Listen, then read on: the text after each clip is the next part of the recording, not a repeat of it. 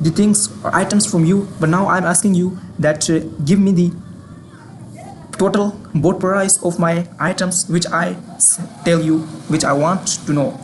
So for doing it, first of all, the customer will tell you which item does he want to know.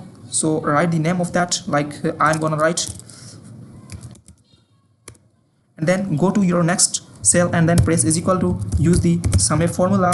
For that, press your range, as I'm selecting the range which have the names, and then criteria is, our criteria is E15,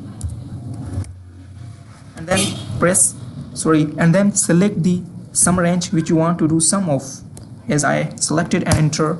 Now you can see the price of all fridge items is 8500. If I change from here something and write PC, now you can see the price of PC is 5000, like 2000 is 0, 2000 and 3000 is equal to 5000. If I change this from here from PC to shirts, like you can see is 2000. How? Only there is one sale of shirts where the price of shirts is 2000. So like this way you can easily calculate your conditional items. So thank you for watching. Please subscribe the channel if you like this.